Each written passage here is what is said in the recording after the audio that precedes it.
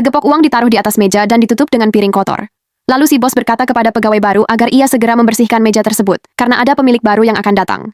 Namun di saat si pegawai ingin membersihkan meja itu, tiba-tiba datang pegawai lain yang berkata, jika si pria membersihkan dapur saja, sedangkan meja-meja bagian depan biar ia saja yang akan membersihkannya. Kemudian di saat mengangkat piring, wanita ini melihat segepok uang berada di sana. Ia pun bertanya kepada si pria bahwa ini uang siapa. Tapi ia berkata lagi, kalau biasanya uang seperti ini adalah tips dari pelanggan untuk mereka. Sehingga ia berniat untuk membagi uang itu berdua.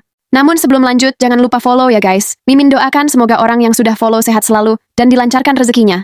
Tiba-tiba, supervisor datang dan langsung mencomot uang itu. Lalu dia memberikan selembar uang itu kepada si gadis. Supervisor berkata, terima uang ini atau tidak sama sekali. Dan si gadis pun dengan berat hati mengambil uang itu. Tapi di saat supervisor memberikan uang itu kepada si pria, ia langsung menolaknya. Karena si pria khawatir bisa jadi masalah bila bos mereka tahu dengan apa yang mereka lakukan saat ini. Namun supervisor dengan santainya berkata, bos tidak akan tahu kalau mereka tidak menceritakannya. Ini menjadi rahasia mereka bertiga. Selanjutnya ia pun memberikan uang itu lagi kepada si pria, namun lagi-lagi ditolak dan supervisor pun mengambil uang itu lagi. Dia berkata dengan sombongnya, kalau mereka hanya anak magang, jadi jangan macam-macam. Karena ia punya kuasa untuk memberhentikan mereka kapanpun ia mau. Selanjutnya mereka pun disuruh pergi untuk membersihkan tempat lain. Beberapa menit kemudian, si bos pun datang menemui si gadis serta menanyakan apakah ia melihat uang pelanggan yang tertinggal di atas meja.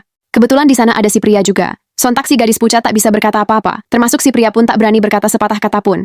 Kemudian si bos mengumpulkan semua pegawai, termasuk supervisor untuk meminta keterangan masalah uang pelanggan tadi. Namun supervisor dengan santainya berkata kalau ia tak tahu dan tidak ada laporan dari kedua karyawan baru itu. Jadi sekarang ia akan mengajak semua pegawai ini untuk mencari ke semua tempat karena mungkin saja terjatuh dan juga melihat CCTV di semua area untuk memastikan apakah ada orang yang mengambil uang itu. Lalu supervisor mengajak si pria ke tempat lain. Dengan raut marah ia menyangka kalau si pria yang mengadukan ini kepada si bos. Ia pun meminta uang itu lagi kepada si gadis, serta mengambil uang yang ada pada dirinya dan memberikan uang itu kepada si pria. Ia menyuruh si pria untuk mengembalikan uang itu kepada si bos, dan berkata kalau ia tadi menemukan di tempat lain. Dan bila si pria tidak mau melakukannya, maka ia akan dipecat saat itu juga. Sungguh jahat supervisor ini.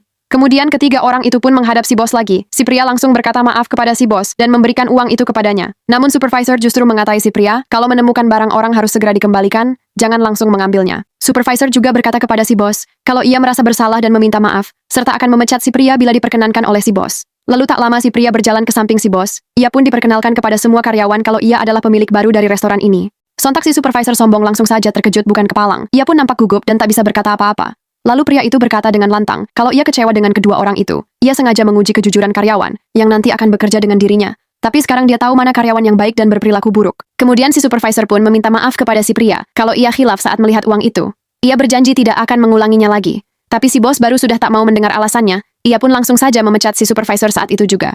Sedangkan si gadis tadi hanya diberikan surat peringatan, karena bisa dibilang ia terpaksa melakukan ini karena tekanan dari supervisor.